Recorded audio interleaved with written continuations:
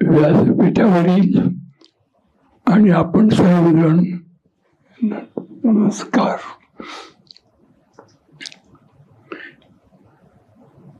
मी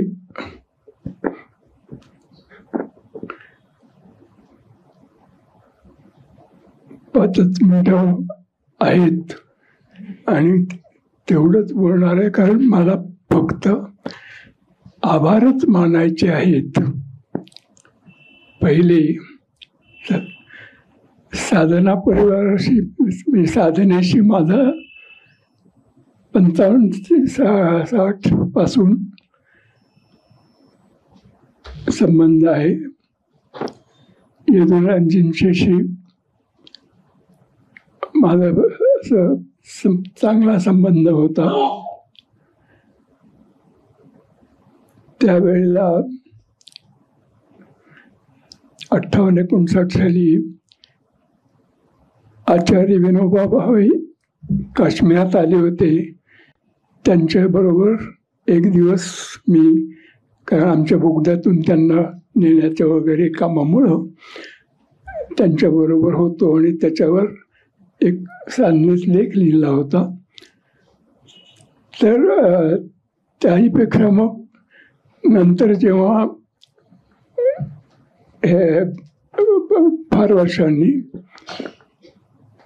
72 साली एकलव्य नाटक लिहिलं, तेही त्यांनी छापलं.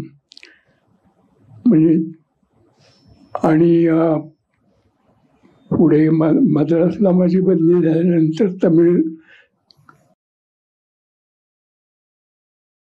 मराठी याबद्दल जे काही लिहिलं ते अडगुलं मडगुलं या मालेमध्ये साधनेमध्ये छापलं, ते त्यांनी छापलं.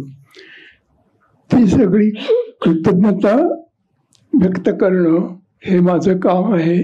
तेवढंच मी याच्यात माझ्या बोलण्यामध्ये करणार आहे. त्यांच्यानंतर वसंत बापट यांनी सुद्धा रामायणावरती मला लिहायला सांगून ते लेख साधनेमध्ये छापले. त्याशिवाय डॉक्टर बारलिंगे, मेपुलेगे, वसंत पर्शीकर याही मंडळींनी या माझ्या लेखनाला प्रकाशित केलं नवभारत मासिकात आणि इतर ठिकाणी. तर ह्या सर्व मंडळींचे मी कृतज्ञता व्यक्त करतो आणि विद्यापीठांमध्ये या विषयाचा अभ्यास होईल अशी आशा करतो. ही सारखी फिरतीचे म्हणजे बदल्या होत असल्या कारणानं आपल्याजवळ आपली पुस्तकं पाहिजेत असं वाटून मी पुस्तकं घेत राहिलो. ती सगळी आता वाचकांपर्यंत पोचवणार हे जोशी ग्रंथसखा यांचं काम आहे. त्यांच्याही बद्दल मी आभार त्यांचेही मानतो.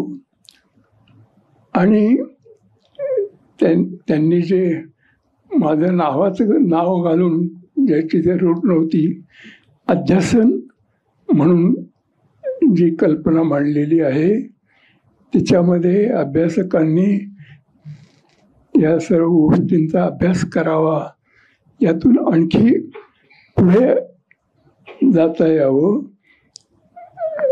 वकिलांनी ज्या ज्या काही अपेक्षा व्यक्त केल्या तसा सर्व शाखांचा मिळून अभ्यास व्हावा एवढी इच्छा अपेक्षा व्यक्त करतो. आणि